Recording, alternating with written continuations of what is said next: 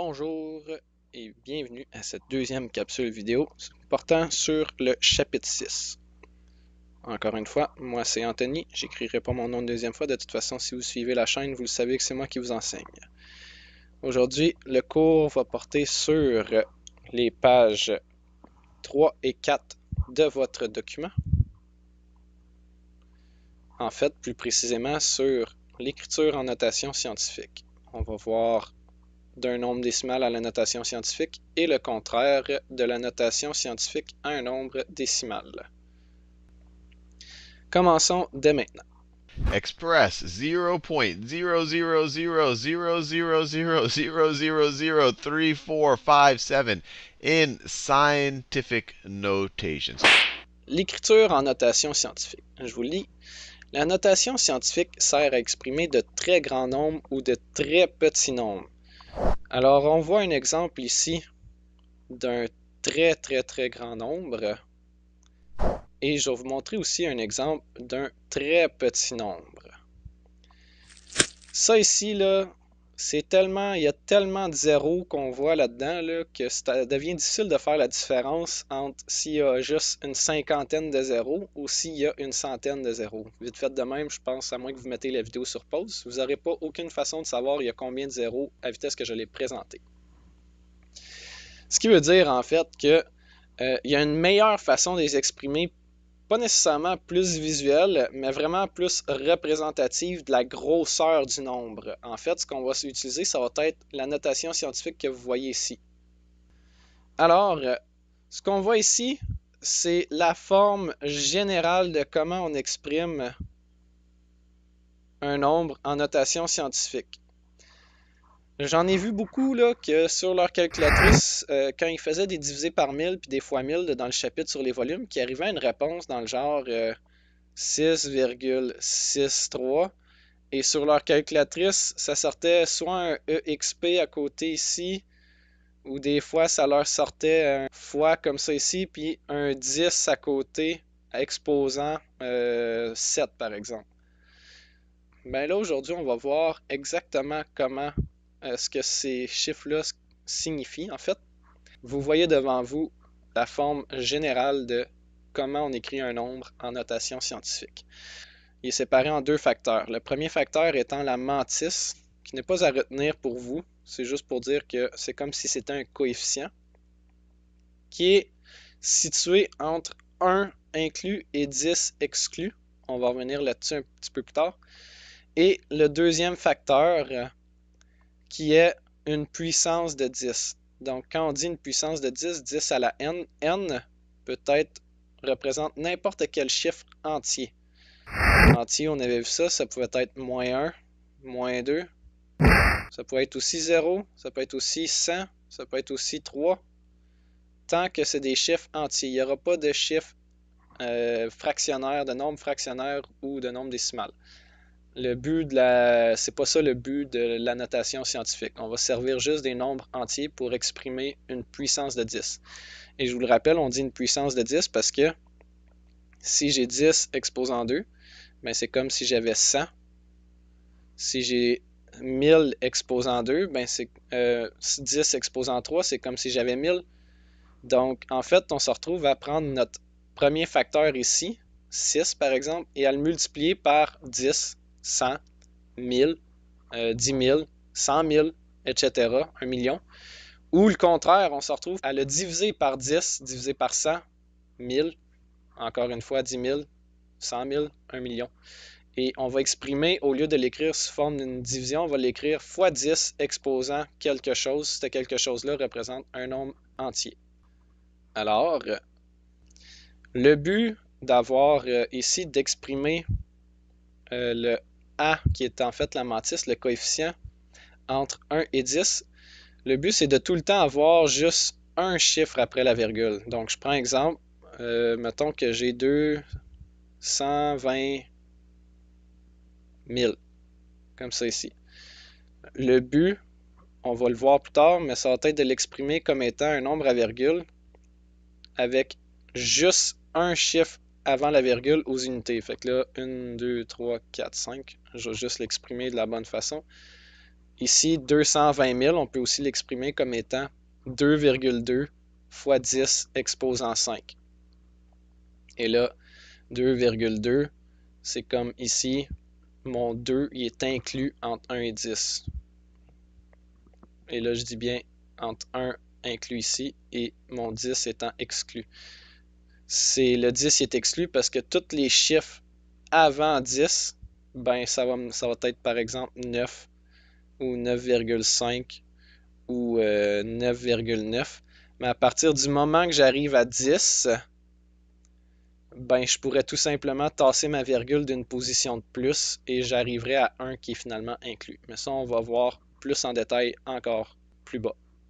Maintenant qu'on connaît un tout petit peu plus la notation scientifique, à quoi ça nous sert, on va voir comment qu'on passe d'un nombre décimal à la notation scientifique. Transition! Ici, si j'ai un nombre décimal, si j'ai un nombre qui est supérieur ou égal à 1, donc si j'ai un très grand nombre, ce que je vais faire, c'est que je vais prendre ma virgule et je vais la déplacer vers la gauche de façon jusqu'à temps que j'aie un chiffre après la virgule. Alors, je prends ma virgule qui est ici et je la déplace vers la gauche. Donc, une fois, 2, 3, 4, 5, 6 et 7. Je l'ai déplacée en tout 7 fois de façon à ce que j'aie juste un nombre après la virgule, une unité. Je veux pas de dizaines, je veux pas de centaines, mais je veux pas non plus ne pas avoir d'unité, c'est-à-dire 0, quelque chose. Quand j'ai trouvé de combien de positions j'ai tassé ma virgule, mais en fait, ce que j'ai fait, c'est comme si j'avais pris mon 6 et que je l'avais multiplié par 10 7 fois. Ce qui veut dire que j'ai pris 6, je l'ai multiplié par 10, je l'ai multiplié par 10, je l'ai multiplié par 10, je l'ai multiplié par 10, je l'ai multiplié par 10, je l'ai multiplié par 10, 1, 2, 3, 4, 5, 6, et je l'ai multiplié par 10. Comme ça ici. Je l'ai tellement multiplié par 10 de fois que ça ne me sert à rien de l'écrire aussi long que ça. Mais je vous donne l'explication. Ici, je vous le rappelle, on avait vu la notation exponentielle.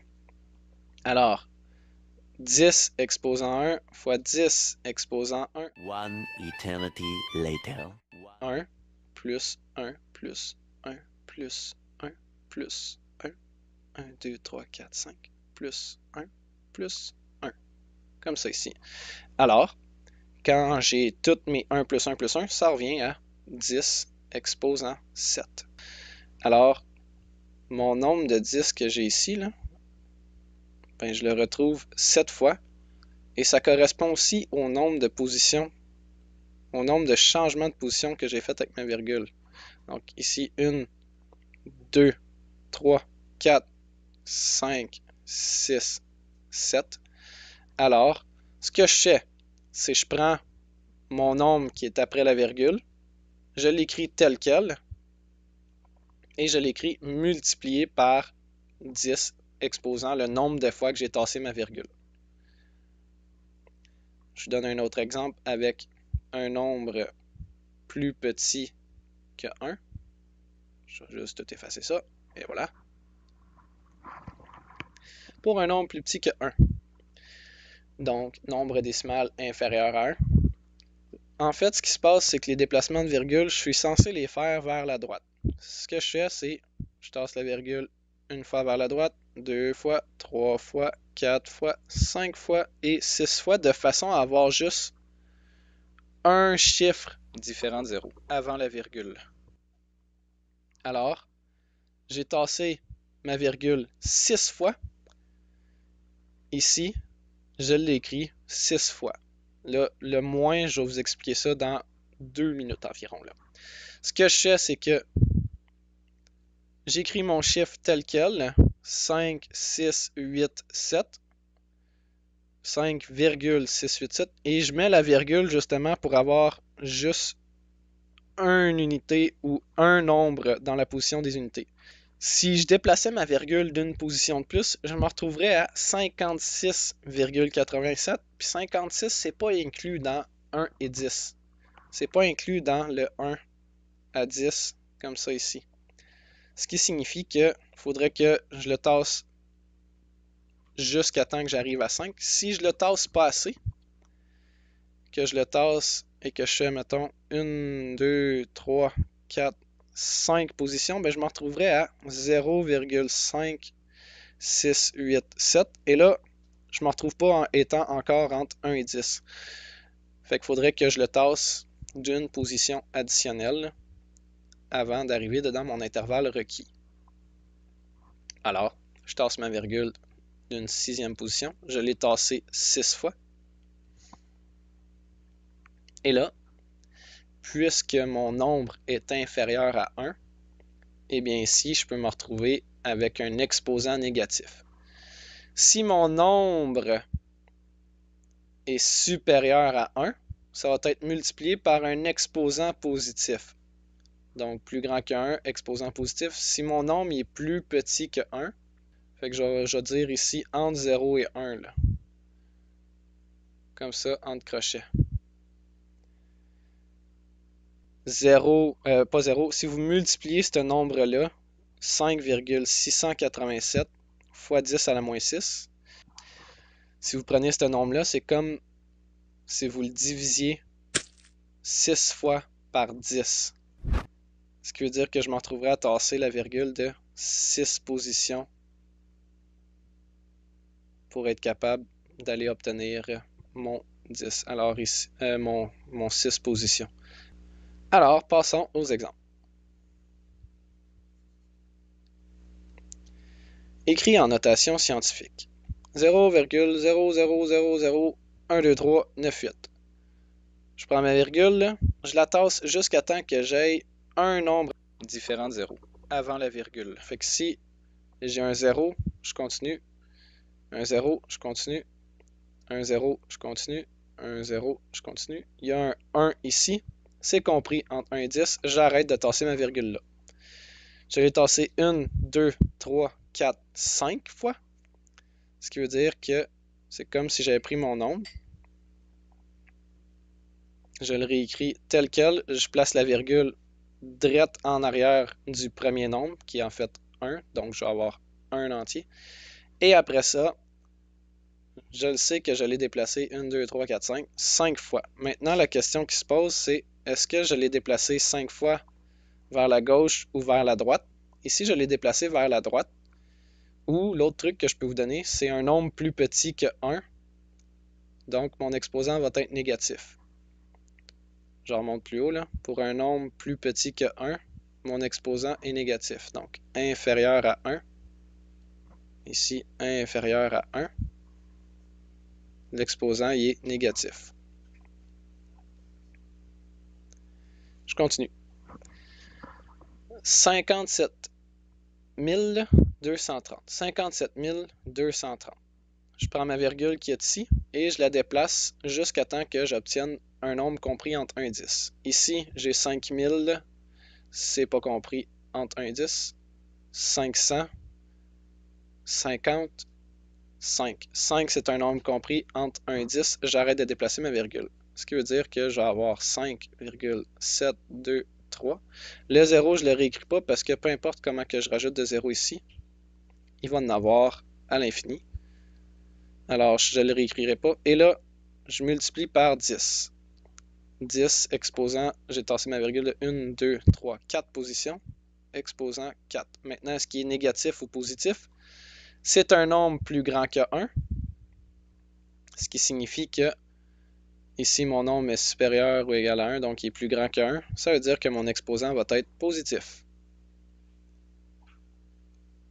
Alors, je le laisse comme ça.